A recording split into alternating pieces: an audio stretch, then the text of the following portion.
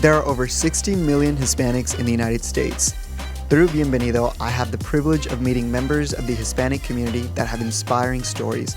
They are trailblazers, giants in civic leadership, and serve as pillars that lift cultural prosperity over our community. Join me here on The Abraham Enriquez Show.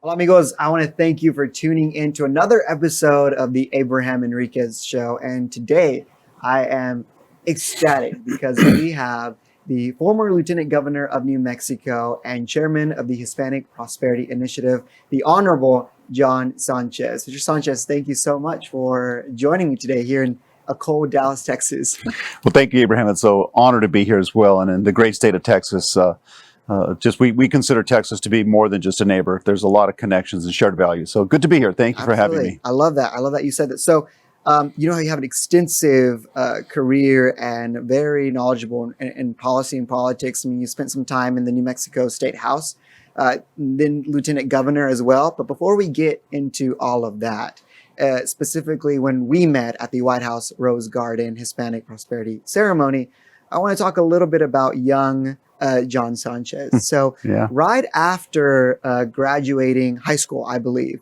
you started your own business, right? And I think it was called the Right Way Roofing Construction, which today is still in business. We're almost enjoying 40 years of being operational and being successful. This is great small business. But, you know, Abraham, the story of my life really starts way before that.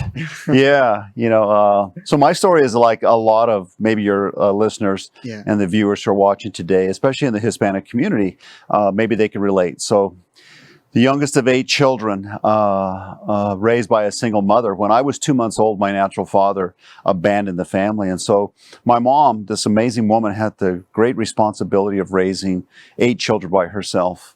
And growing up, we had no idea that we were even conservatives back in the early 60s.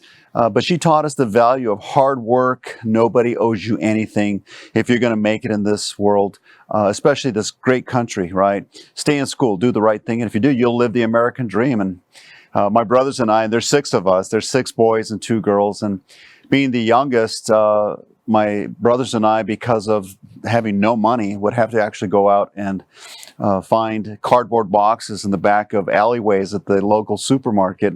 And we'd have to find those cardboard boxes because our shoes didn't have soles to them. And so we'd go home and cut out cardboard boxes and put them in our shoes to fill, because there was no soles. We had holes in our shoes, hoping and praying, Abraham, that it wouldn't rain on the way to school the next morning. Otherwise, the cardboard would melt.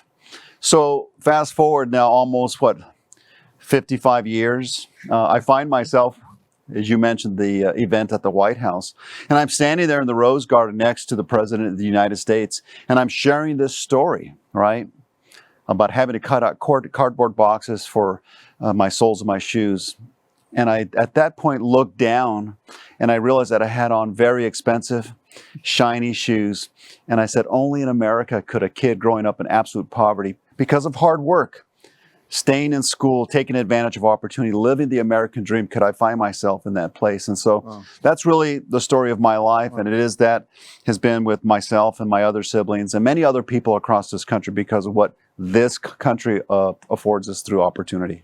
That is incredible. And I mean, I thought we could date back to high school, but you went all the way back. But that's incredible because right now we have society is telling young Hispanics, you're oppressed and you need help.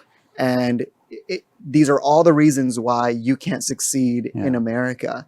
When in reality, I think most Hispanics would see that as quite offensive, because most Hispanics either are first generation, Americans, or have someone in their family lineage who absolutely understands what it's like to coming from a country where government is so big that it actually oppresses the individual. And your story about the cardboard box, the shoes, the single mom, getting through that, even the large family, of siblings that you have, that is the American story. And you are able to not only have a successful business, but go into, being a successful policymaker, because you're in America. I don't think that story would be the same if we were talking about you living in like Mexico or Colombia or Venezuela. I mean, probably, but maybe not. And it reminds me so much of my mom. My mom was a single mom. I was her first child for the first 4 years of my life. It was my mom and my grandparents. Mm-hmm. Then, a phenomenal man came into our life who I call now dad. But my mom always taught me, the harder you work, the more pride you have in to be able to say, I made this, or I did this, or I achieved this. So standing in the White House Rose Garden, I know a million things are probably going through your head. But if young John Sanchez was out in the crowd, what do you think you would have said to him? I would have said, if I can do it, you can do it. Only because, not because I'm special, but because of the great opportunity that exists in America today. It really is the land where the American dream still exists if you're willing to pay the price. The idea, though, that government is not necessarily the problem. Government can be very helpful. Let me share, if I can, of kind of another personal story.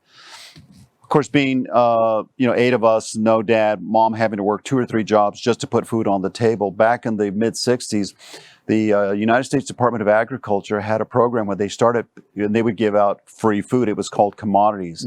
Well, we didn't know that it was called commodities.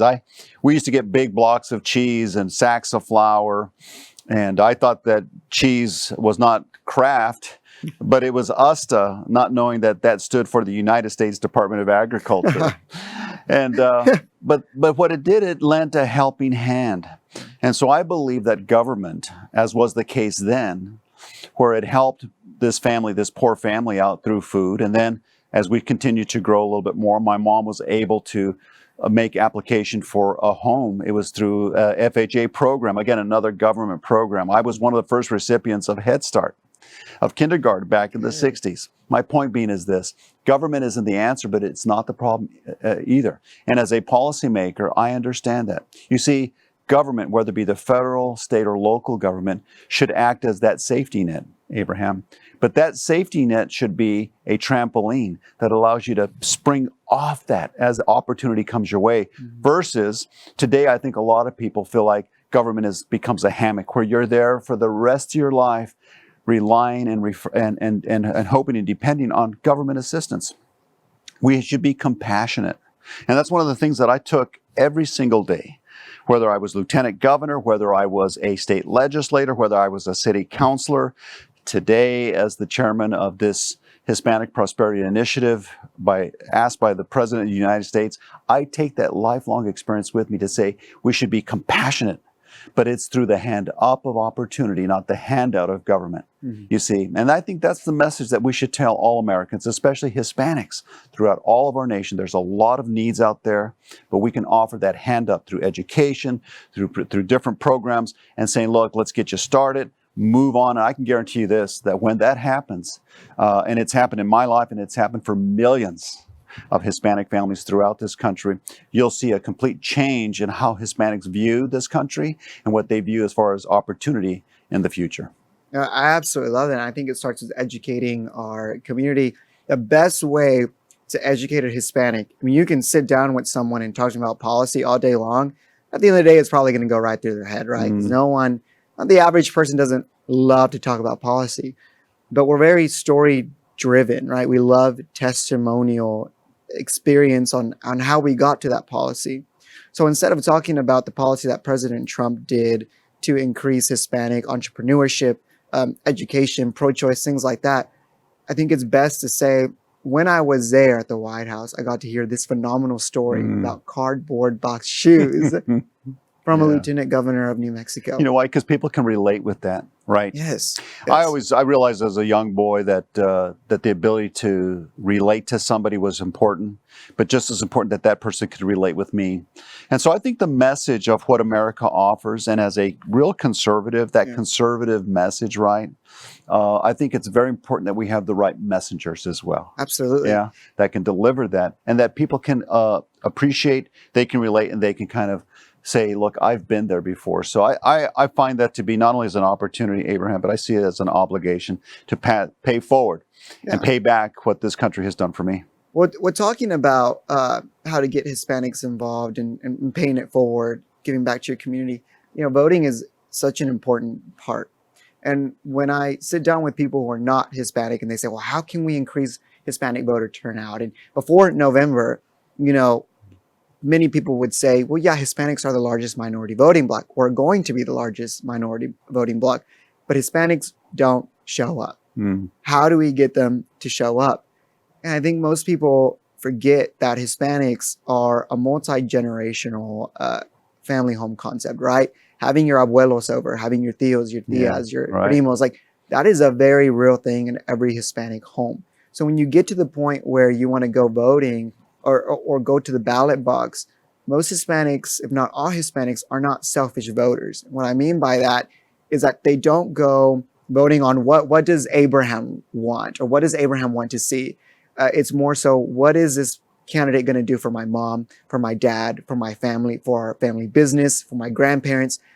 So it really takes a candidate to motivate not only one person, but a whole family ideals. And I think that's why, while the presidential election looked a little different than what most Hispanic conservatives probably wanted, we did phenomenal down ballot. I mean, you're talking about Tony Gonzalez out here in San Antonio, Maria Salazar out there in Florida, Mike Garcia out in California, Allison Malikiak is out in New York, all of them Hispanic conservative members of Congress now, because they were able to pull out so many Hispanic people out of their homes to go and vote, not for them, but for their policy, for their testimony, for what they were running on. How important is it right now, sir, that candidates really see the Hispanic vote serious? Well, I think it's at their own peril if they don't. Here in Texas, if Republicans don't continue to do a better job to reach out and engage and involve and include Hispanics and voting for them, not only at the local, state, federal, but more importantly for the presidential elections, if Texas does not go red in the future and goes even purple, perhaps even blue, it's most likely we will never reelect or have an election where a Republican becomes president. It's just the math doesn't add up. I agree. So that's important. That's one of the reasons why I'm here in Texas today, not as my role as a chairman of the commission, but as a proud conservative Hispanic who's reaching out to other Hispanics to say, look, you have skin in the game. Understand that what happens in Washington or Austin or at the local city council affects your lives. And as more and more Hispanics become involved in the fabric of, especially the economics of this country, they have to understand, and that's, Abraham, what happened to me. Why did I get involved in politics? Because as you mentioned in the introduction, at a young age, right out of high school, I wanted to secure my own financial future and started my own business. But then I quickly learned that decisions that were being made at the local level and in my state capital of Santa Fe were affecting my ability to keep my doors open, to hire more people, right? So I said, I have skin in the game. It's affecting me. And my wife said, then you need to do something about that. Go out there and do something. And that's why I got involved. And so taking me from a small city councilor to a state representative, to being the nominee for governor in my state in 2002, to then becoming lieutenant governor, working for presidents. You really got involved. Really, absolutely, because I understood that I could have an impact. Yeah. And you're right. I saw what it was doing not only to my personal family, but to my brothers and sisters and to my aunts and uncles and obviously my parents, the ability to repay my mom. And by the way, at 8 years old, my mom, she got married, she remarried and met this man who would marry a woman with 8 kids, right? Think about that. It's a great story. It's great. He tells his boss on Saturday or Friday when he gets the paycheck, he goes to the payroll clerk and says, I'm getting married this Saturday. And so she says, well, congratulations. Goes back to work on Monday morning and says, hey, by the way, I have 8 dependents. And she says, it must have been one hell of a honeymoon, right? But these people, so we were able to secure our financial future by hard work. And so I understood that. And so we need to be able to engage Hispanics. And the more Hispanic policymakers that we have, the more that those Hispanic communities, because within Hispanic communities, those influencers are people who are the guy who owns the successful company at the corner store, right? Yeah, absolutely. Yeah. And when he says, you know what, it doesn't make a difference what my party affiliation is, Republican or Democrat, because at the end of the day, we're Americans. Mm-hmm. But I will tell you that people and how they vote and how they set policy affects my life, which affects my children, which affects my grandchildren, right? So we need to be able to give that message out there. So to your listeners and your viewers that are watching this is, look, you could be a great Democrat or a really good Republican, but at the end of the day, we should be better Americans. And let's do what's right. But knowing that your vote will impact your life. Somebody once said elections have consequences, right? And so we need to make sure that we have people who are setting those policies. Absolutely. Understand, not through theory, Abraham, but through practice. And there's something about life experience. And if anybody in this country understands the importance of what life experience is, it is really the hardworking Hispanic families of America. Wow, that was incredible. That's incredible. But kind of piggybacking off of, you starting your own business and realizing I need to get involved. Like I actually do. Young Hispanics are now more increasingly attracted to the idea of a socialist agenda. The good thing, though, is that when you speak to them, they don't really understand or know what socialism really means. Yeah. And right out of high school, you started a business that became successful. Actually, got named the Business of the Year several times by the Albuquerque Hispanos Chamber of Commerce. And the Albuquerque Chamber of Commerce, right. So I think entrepreneurship is interwoven in Hispanic ideals, which means that capitalism should be Hispanics' best friend. The concept of capitalism should be the thing that we should be really fighting for. And, there are political people who want to make Hispanics just a one-issue voting bloc. All you should care about is immigration. All you should be passionate about is immigration. I don't think anyone should be a one-issue voter. But if it was, I think entrepreneurship and opportunity and capitalism should be the one thing Hispanics should be fighting for. Because, you look at most Latin countries, and the difference between America and them is the ability to risk your own, efforts, but based on how successful and how intrigued you are into your work, you can create something beautiful. Yeah. That is the American dream. So talk a little bit about young John Sanchez right out of high school. What concepts did you bring into building your own business that still are alive in your mind today? It was the idea of looking outside, and I think a lot of times Hispanics don't take the opportunity to say, what are other either people or other states, other cities, what are they doing? Why are they successful? So we like to say in New Mexico, which by the way, I can trace my family roots and ties to America. We like to say, Abraham, decades before the Pilgrims landed on Plymouth Rock. My ancestors came up from Spain through Mexico into New Mexico, which has got more history as far as America is concerned than almost any other state in America, right? So we go back hundreds of years. And so I look at some of my relatives, cousins, peers within my family, and many of them had that same type of approach where they just didn't understand that capitalism was a positive thing. They were taught that no, capitalism is wrong, right? Mm-hmm.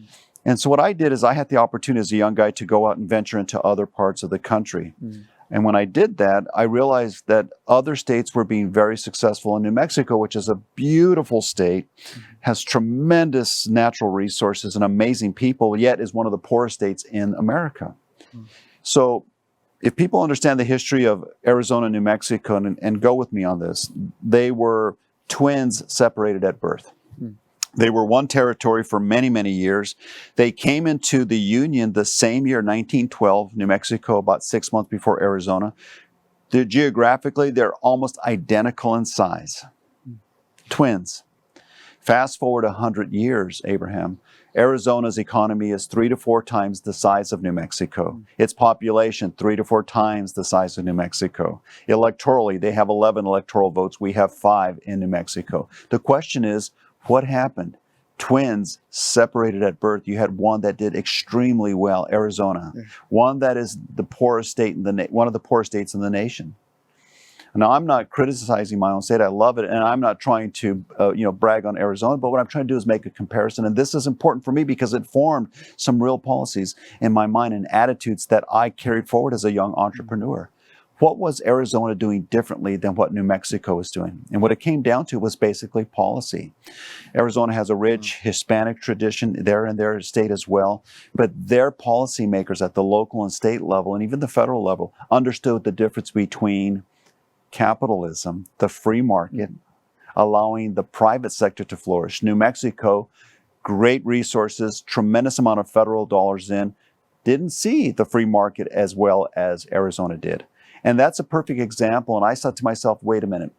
If Arizona, which has less natural resources than New Mexico, has a much harsher climate than New Mexico, why is it that this state is doing better than New Mexico? And so that's inspired me to say, no, I can borrow and look and garner other things, policies, attitudes from people in Arizona who were successful. And that really kind of set the course for me.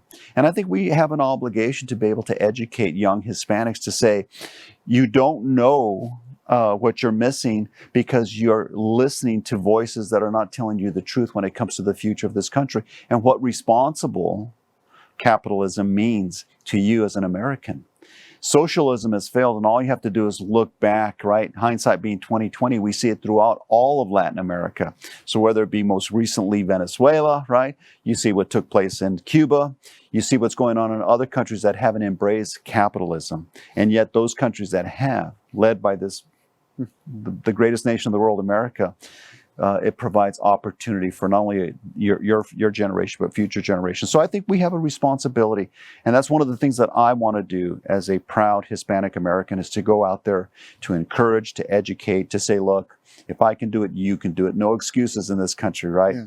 But be willing to pay the price along the way. Absolutely. Yeah. That's great. And the great thing is that not only did you get to truly live that as a young entrepreneur, but you became so heavily involved that you are now drafting policy that shapes the other business leaders in your state. And so this past election cycle, I had the huge privilege of just helping a little bit here and there with some local candidates. And you learn a lot on the campaign trail, not only about the candidate, but about the community and the constituents that they serve.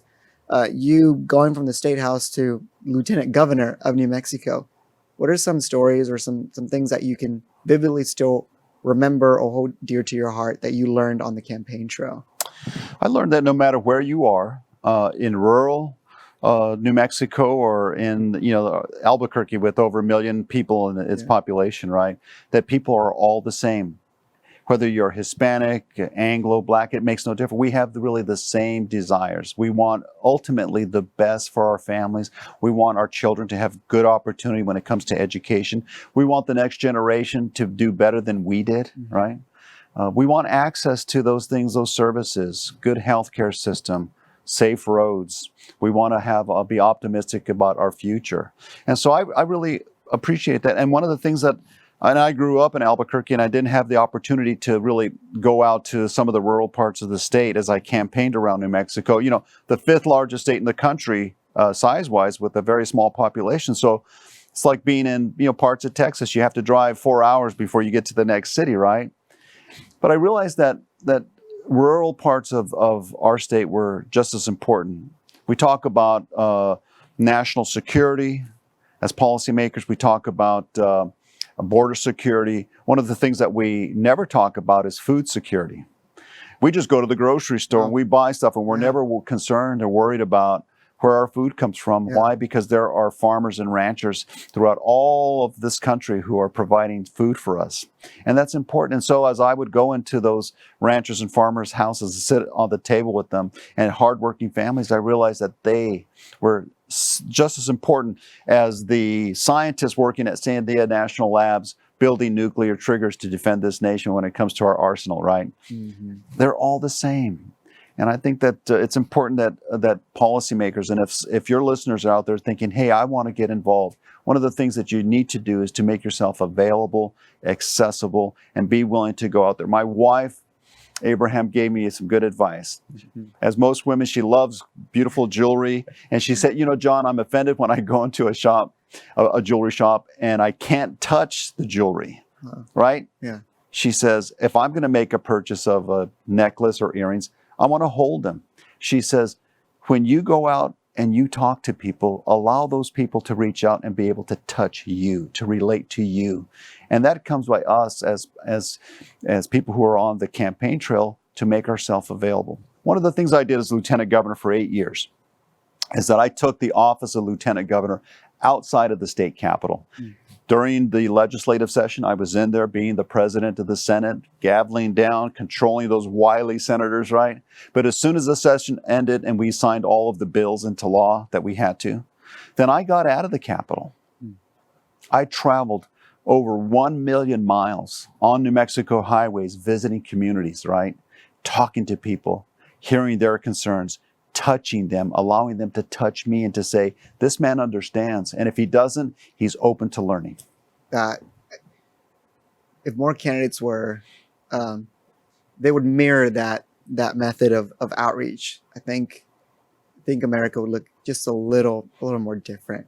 And that's important because I think states like Arizona, New Mexico, and Texas, they kind of see politics as if California, Virginia, those states have so much control over what is done in DC. A lot of it has to do with the fact that Arizona, New Mexico, and Texas, and the middle states haven't been able to be as vocal as the coastal states. Mm-hmm. And a lot of it has to do with the representation of those states, and if maybe they were to go out to their own community, right? I love my congressman because he's always supporting our businesses, going to local owned shops and just talking to his constituents. And I think what more can you ask of a representative that is promoting sound policy, but also taking time to hear and learn and speak to his constituents, because that one conversation can change your entire life. Yeah. Back in 2018, got invited to one White House event because of one conversation I had with one person.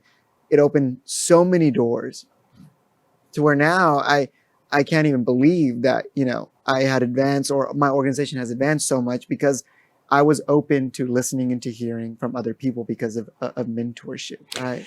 Well, I can relate with that so much. I want to share with you a story. When I was in second grade, the then Lieutenant Governor of New Mexico, Roberto Mondragon, was promoting our state song. And what he did is he was traveling throughout New Mexico and was teaching young kids our state song, "O Fair New Mexico." And I sat in the cafeteria on the floor listening to then Lieutenant Governor Mondragon. Little did I know, Abraham, that many years later that I would then be the Lieutenant Governor. Now, I can't sing as good as he did, but you're right, he inspired me. And because he took the time to go out there, he piqued my interest. I wasn't really that a seed had been planted, right? So we think that young people should be open-minded. It's very difficult today because of social media and how we get our information, right? It's not like it used to be. But I would encourage young Hispanics who may be listening to our conversation to say, I'm going to be open to listening to all sides of the conversation. And at that point, then make your decision, make your choice what it is. Pepsi and Coke used to have that blind taste test many years ago, right? And nobody, they would cover the cans of Coke and they would test on who would win, right? And I think at this point, for the battle for the hearts and minds of young Hispanics when it comes to, liberalism, conservative capitalism versus socialism, if you simply put out the facts and hope and pray that the messenger who delivers those facts finds fertile ground so that those facts fall on open minds, I think at that point, most young Hispanics will say, we didn't really understand what conservatism meant. We didn't really understand what capitalism meant, but now we get it. Yeah. And when that happens, you'll see I think a seismic shift and the thinking. And of course, as you get older and you realize that my daughter, who's now, my youngest is now 27, is with tax season, is saying, Dad, I never really understood what you meant when it came to why having lower taxes means is better. She says, I get it now, Dad. Right? Yeah. Why? She has skin in the game. Yeah. No, the best way to, I think, talk to a person about capitalism versus socialism, it really comes down to taxing, right? Is provide them with a small business and see what they believe, after that. But I think a lot of it has to do with vulnerability as well, right? We live in a society where, as a young person, you have this unspoken pressure of there's no room for mistakes. There's no room for you having a bad background, a bad upbringing. Like, you have to have it all together as quick as possible. And I hate that mindset, because America is good because of where we start, right? Me, as a 25-year-old sitting at the White House Rose Garden, I think I was by far the youngest person there, compared to everyone, White House officials, community leaders, people like you out there. I felt pretty intimidated, and hearing all the speakers talk about all the great things that they're doing and all the great things that they're gonna do. And then here comes John Sanchez, just taking a moment to talk about where he came from and how that's shaping where he's going. To me, that I wanted to just jump and shout, because I said, this is what we need. This is what's encouraging me to continue to move on and really put more attention to my dreams, more attention to what's available to me, because he did it, and I want to do that. And I want to talk a little bit about what. So President Trump unveiled the Hispanic Prosperity Initiative, right? Which is to promote entrepreneurship, help build education, really just enhance the Hispanic community all throughout America. Super important initiative. And it brings in, as we were speaking a little earlier, brings in the Office of Public Liaison, the SBA, HUD. It's very expansive to when we're talking about policymakers. And you get the call to be the chairman of this initiative. That speaks a lot of you, your work, and your character. How was that decision? And just talk a little bit about how it was that you were contacted for that position, and what that position means now today. Yeah, humbled and just so grateful that I would be given the opportunity to serve in this position. The call came over a series of multiple calls, I should say. The truth is, as much as I respect and enjoy what takes place and the importance of Washington, D.C., Abraham, I just really had no desire to live or work in our nation's capital. I just, no normal person should want to go and live in D.C. I'm not going to refer to it as the swamp, but look, a lot of important work is being the most important city in the world. I understand that, but I didn't want to leave New Mexico to live in Washington. And so after many months of talking with the administration about what they wanted me to do, I finally was able to come to an agreement that I would chair this advisory commission, but I wouldn't have to leave New Mexico, which really kind of harkens back to my role as lieutenant governor. I talked about getting outside of the state capital. One of the commitments that I made, and I said to the person that I was being interviewed by, I simply said, I have no intentions of either living in D.C. or staying in Albuquerque. If I'm going to take this position, we're going to take the commission and we're going to take it across the country. And they said, if that's what you feel needs to be done, I said, no, that's important for the president and his administration to hear directly from stakeholders. If you want to know how to empower and to provide prosperity to Hispanics, then you need to hear directly from Hispanics. And he's got great people in he did, and now President Biden has great people working in his administration. But we said, and my vision was, as I formed and the commission was put together, almost 20 commissioners, I said, look, if you're willing and wanting to go out there and get into the communities to hear directly, face to face from the Hispanic community, whether it be Hispanic parents who said, We want to know what opportunities exist when it comes to educating our children, Yes. to small Hispanic business people who said, how do we access the tools and the resources of the Small Business Administration? For people who wanted to, who had housing issues in urban areas where Hispanic communities were suffering, how do we talk directly with the Secretary of Housing and Urban Development? How does the Department of Commerce affect us, right? How do we unleash the federal government, the power of the federal government to provide opportunity? Some of the most important questions. Yeah. Yeah. And so for me, it was just a continuation of my work as Lieutenant Governor. I now was the chairman of the commission.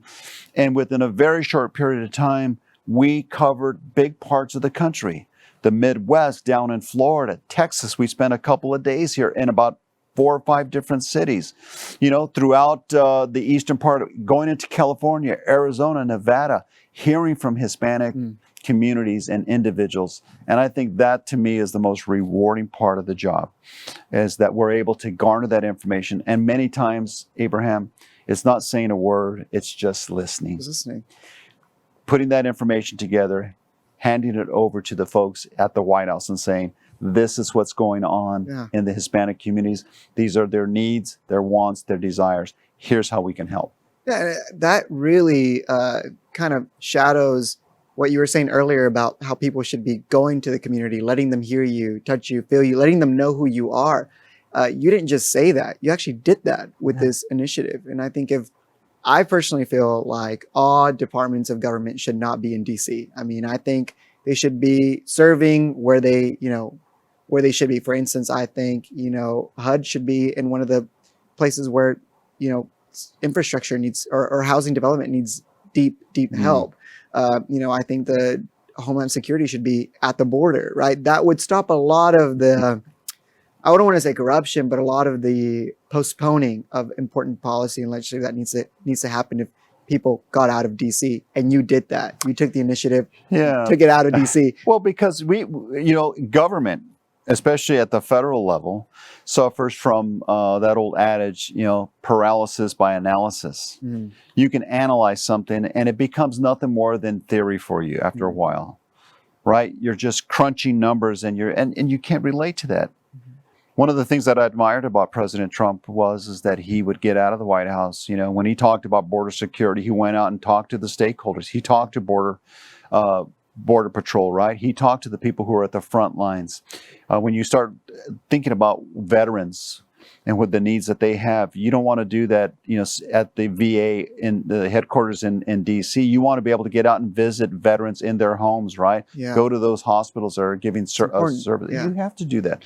We're missing that in government as a nation, and we need to return back to that. And when we do, you're going to find that we're more successful, that we have a better sense of hearing, and in turn, we're able to respond and meet the needs. And when we do that, again, America has proven through all the challenges, both good and bad, peaks and valleys, recessions and prosperity, this country is very, very resilient. Yeah. But our leaders will need to step it up, because the challenges facing our nation are going to be greater and greater, not only internally, but across the world today. We've seen what the pandemic has done over the last year, how vulnerable we are when it comes to our supply chains. What does that mean for American manufacturing? And so we have some great challenges. I believe, Abraham, that the Hispanic community across this nation will be critical, if not the single most important force in solving the problems that face this country, whether it be economic growth, education reform, defending our nation, right? Making sure that America remains that, bright, shiny city on a hill. The Hispanics will be key and maybe the single most important when it comes to the future of America. That's so true. And it's alive today and was alive really under the Trump administration, because President Trump did a lot for the Hispanic community, right? I mean, when you look at the Hispanic Prosperity Initiative, when you look at the American Dream Plan geared toward Hispanic, he said it was really important for someone like Jovita Carranza, one of the first Latinas to oversee SBA, which is in charge of all small business, administration in the country. He really said, I want to hear from Hispanic voices. Yes. I was invited to countless of Hispanic events at the White House, because President Trump really opened the doors of the White House to the Hispanic community, because he wanted to hear, he wanted to learn, he wanted to understand how Hispanics work. And when you look at President Biden, some of his first, executive orders were mostly geared towards Hispanics. Probably on the flip side of what President Trump did, but still very, very targeting the Hispanic vote. Things like, stuff with immigration, as well as schools and stuff like that, putting Hugo Cesar Chavez in his office. Both presidents proved the Hispanic vote matters. The Hispanic community matters. So finish this sentence for me. The Hispanic vote in 2024 is potentially up for grabs. Okay. That's perfect. And I believe that. I believe that Hispanics are not monolithic in how they vote and how they think. And they will support the person to occupy the White House based on a couple things. One, is my life better today than it was 4 years ago? Do my children have better opportunities? Are they given the opportunities when it comes to choice in education? These are real life decisions that are at the dinner table where Hispanic families are looking. Am I paying more in taxes? Am I getting more in services? What are the costs in order for me to heat my home and to put fuel in my vehicle to get to work? How much money am I able to keep at the end of my pay period in my paycheck? Those are what's up for grabs. And the party who really understands, not through rhetoric, but through results, will capture that up for grabs vote in 2024. Absolutely. And so, let's hope that, whoever that person that will lead our nation in the future, both in the White House and in Congress and at the state capitals, they understand not just because it's the in thing to do, that it's convenient to get the Hispanic vote, but to really provide long-term results for the Hispanic community. Absolutely. I just a couple weeks ago, I had a same podcast recording with our good friend Daniel Garza, where we both talked about how Hispanics aren't necessarily loyal to a party, but they're loyal to sound policy. That's right. And conservative values. That's right. Whichever candidate can really prove that on the campaign trail will be the successful candidate. Because Hispanics, before you're a Republican or a Democrat, what are your stances on life? What are your stances on, religious liberty, school choice? That's right. Things like that, right? And when you look at what happened in 2020, I think both candidates really did a good job of saying, this is exactly what I want to do for the Hispanic community, so now pick, right? And so it's up to us to really ensure that the Hispanics know exactly what, progressive versus conservative policy means and looks like for your home, for your business, for your church. That's right. It's very vital. But I want to get your take. We were heavily involved in Arizona, in Texas, in Florida, and even in Georgia. And then after, I want to say maybe January, we kind of circled back to our, people that we were helping out with and really growing our base with. And there's a sense of discouragement of, is my vote even important? Does my vote even count?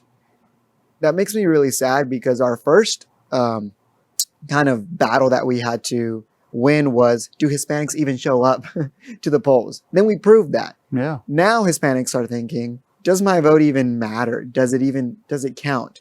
What do you have to say to someone who feels a little discouraged right now? Well, I'm not one who is a conspiracy theorist, but I will tell you that the perception that for a lot of Americans, not just Hispanics, that this last election and the irregularities that took place during the election cycle really discouraged a lot of folks, because they believe that the voting integrity of this nation is questionable. We have to restore that. And that's why we need people in key offices like Secretary of States throughout our nation who are going to make sure they protect the ballot box. I'm a big supporter in voter ID. I'm not offended 1 second for me to go, and I do that even as the former lieutenant governor. I whip out my driver's license and they say, oh, it's not required, Lieutenant Governor. I say, no, I want to present this. I think that's important, because, you go to some small third world nations, and they're so proud. I can remember when democracy kind of took place in Iraq early on after the war, and those, people were dipping their fingers in the purple ink, right, and putting their fingerprint. They were so proud because they had the opportunity. We have taken for granted the ability for us to vote in this nation. Hispanics, though, have to feel confident, Abraham, that there is integrity, that there's honesty, and that elections are going to be, carried out in a legal, sound manner, right? Mm-hmm. So I think once that happens, you're going to find that people are going to start to have some restoration towards faith in the integrity and the voting process. And let's hope that Hispanics will say, look, my vote counts because my vote will make a difference in the future of my family and the future of this nation, and that they will be a driving force in how and what direction this country goes for not only in 2024, but I think for the next generation. I love that. And, kind of on election integrity, you can't not show up to vote and then complain about what happens when you didn't even do the basic thing of voting. And it's up to you to put some pressure behind your state representatives, because election integrity happens on the state level. That's right. Right? That's right. So, yes, the president's important. Yes, Senate and governor's races are important too. But your state House rep and state senator are vital to having election integrity in your state. And if you need a driver's license to drive, to buy certain things in America, you should not be offended that a driver's license is needed to do one of the most important jobs, which is the civic duty of voting. So that's well, I was so proud as a state legislator to stand up and say, I support the voter ID, because the other side was saying that it discriminates and intimidates Hispanics and minorities. And I stood up and said, as a proud Hispanic who can trace my family roots back 400 years, I'm not intimidated or not insulted one bit when asked to show my ID. So I think that we have to push back on that false narrative. No, absolutely. And I think when you talk about, is there discrimination and racism in America? Absolutely. Yes. But as a Hispanic, I feel like the real discrimination comes from not what your race is, but what your political ideology is. For instance, we have our good friend, Bob, CEO of Goya, right? Successful businessman. Very, very great. I've had several meetings with him. He's phenomenal. Brilliant. Immediately wanting to be called to be boycotted because of his support for a president. And might I add that he also supported and helped, the former president, Barack Obama. But just because it was under a different administration, now that's wrong. Right. You see countless of Hispanic business leaders who say, yes, I'm conservative, but I can't say that. Right. Or I can't go on TV and talk about that, because they have so much fear of being completely outcasted by society because of their support for a ideology of conservative policy. That is the real discrimination, that you can't support sound policy, not discrimination on you're a Hispanic, therefore show your voter ID. That's not a thing. So I think when we talk about discrimination, Hispanics need to be kind of leading that conversation. Is discrimination really happens when you're shutting down someone because you don't believe in what they believe as well. And that's not a Hispanic thing. No. That's not a value that we believe in. And that goes back, Abraham, to my earlier comments that we need to have the right messengers. It's difficult for those either individuals or organizations or parties to try to press that false narrative and use that cancel culture, if you will. It's harder for them to do when you have, in this case, let's say, Hispanic business people or Hispanic elected officials who say, no, you can't do that. Right? It's more difficult to do that. I know because, I ran as a conservative Hispanic Republican in New Mexico, which has the largest Hispanic population, per capita than any other state in America, and predominantly Democrat, right? And it was difficult. When I beat the Speaker of the House in 2000, the largest race in legislative history in the state of New Mexico, I ran against my opponent, the longest serving Speaker of any assembly in the nation, 30 years. What was interesting, Abraham, was that his last name was Sanchez as well. Wow. And so for the first time, I didn't play the race card, but I said, as a proud Hispanic, because it was easy for him and others to say, well, These are people who are discriminating against Hispanics, but no, because of my background, my story, how I was raised, where I came from, how I lived the American You dream. challenging their all together. And we need more proud conservative Hispanics to do the same thing. Wow. And when we do that, you're going to see that we're going to move the needle. And it's not based on just political rhetoric. It'll be based on the ability to improve the lives of all Americans, and especially Hispanics. I love that. Results. But also talk a little bit about the importance of hearing out the other side, both Republican and Democrat. Because personally, for me, it is important that if you're a Republican and Democrat when I go and vote for you. Yeah. But it's not so important. What I really care about is what are you going to do to get the other side to come together to get something passed? Because just because you're a Republican doesn't mean you're going to have it easy in the House or in the Senate or in your own state. You're going to have to work with the other side to get something passed. Yes. So as a young voter, I care about, can you collaborate? Can you look at this bipartisanship and really enhance that while you're in office? You did that, which congratulations, because that's a very difficult thing to do, especially right now. How important is it, Lieutenant Governor, to young voters to see not only is your candidate Republican or Democrat, but what are they saying about the other side? And what are they saying about working with the other side to get something done for you? It's all about building relationships. What's missing in American politics today is that those ideas of personal relationships, because of the sheer partisanship, they don't exist anymore. A good example. In Congress, just even a couple of decades ago, after Congress would recess on a Thursday, instead of those congressmen getting on a plane and coming back home, they would stay back in D.C. and they would invite their colleague from the other side of the aisle to come on over and get to know me, not my policies, but know me as a person, right? And we don't have that anymore. You know, one of my great heroes was Ronald Reagan. A great conservative, really inspired me as a young guy. My very first vote for president was the re-election of Ronald Reagan, right? Reagan, a true hard, I won't say hard, but a really good conservative Republican, had to work with the most liberal Democrat in Congress, Tip O'Neill from Massachusetts, right? Ideology, they were completely opposite. But they understood for the sake of the nation, because we were going through some very difficult and challenging times, that they had to come together. And they worked together out of mutual respect, putting aside their party registration and saying, let's do what's right for the country. And it was because of both of those men leading why America was able to have this resurgence, if you will. Yeah. It came out of this kind of a decade of just malaise that was just not well for this country. We need to do that today. So I challenge both Republicans and Democrats to put aside your party labels, to prove to young people that the political process still can work, that is based on relationships and mutual respect, and to say we will do what's right for our city or our state or our nation. I tried to do that as Lieutenant Governor for 8 years.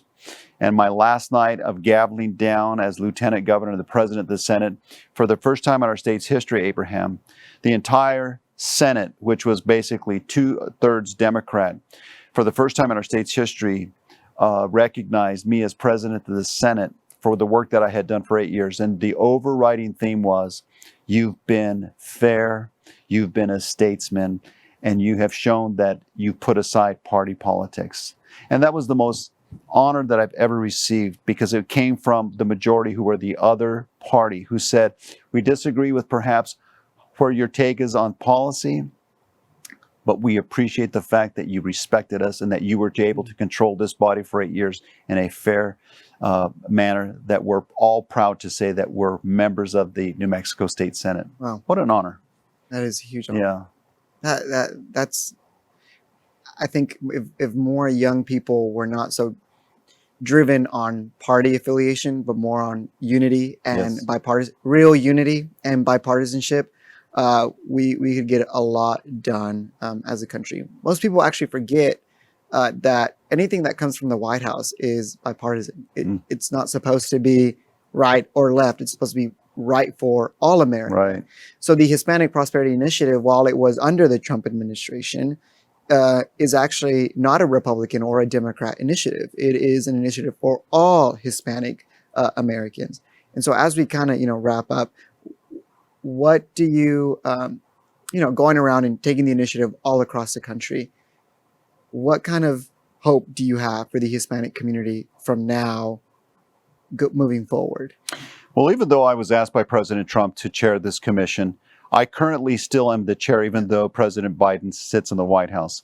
And so I look forward here very soon to sit down with his administration and perhaps him himself to say, Mr. President, my commitment wasn't to a president, it was to this country and to Hispanic prosperity. And if we can continue to work together, it would be my honor to continue to chair this commission in your administration to bring prosperity to the Hispanic community. That's my vision, and my hopes is that we may not agree on all between what we as conservatives and President Biden as being maybe a moderate to liberal Democrat, but to say if we can agree that we want the best for Hispanics, then we can work together. And you have my pledge that I'll continue to do what's right and will serve you as president in this commission to ensure that Hispanic prosperity covers all Americans, whether they be Republicans, Democrats, independents, conservative, liberal, progressive. It makes no difference, because at the end of the day, we want what's the best for our families. That's phenomenal. More candidates across all levels would champion a lot of things if they were to have that same mindset. So thank you so much, Chairman, for coming. I don't know what to say, Chairman or Lieutenant Governor, but either way, it's such an honor to have someone thank you. of just high reputation come and have a conversation. I know that many young Hispanics, this is their first time hearing from you. This is definitely not going to be the last time, because once you get to hear from you, you just want to hear more about what you do and how you do things. So I'm excited for everything that you have going on in the future. I know there's many projects that I know the Lord will open up for you. But, thank you, Abraham. So thank you. And so if someone does want to get in touch with what you're doing, how can they keep up with you? How can they follow you? Well, I would, we're in transition now with the new administration, so how they want us to be able to contact. But Google, the Hispanic Prosperity Initiative, the White House Hispanic Prosperity Initiative, and they'll be able to follow what we're doing along the lines on either Facebook or on Instagram. Perfect. Well, thank you so much, sir. And I appreciate Abraham. The time that you God took bless you. to come out here on this show. And I want to thank you, amigos, for tuning into this episode. And I want to remind you that you can actually hear the audio version of this podcast anywhere you get your podcast, including Apple Podcasts and Spotify. So hasta la próxima, amigos. Gracias.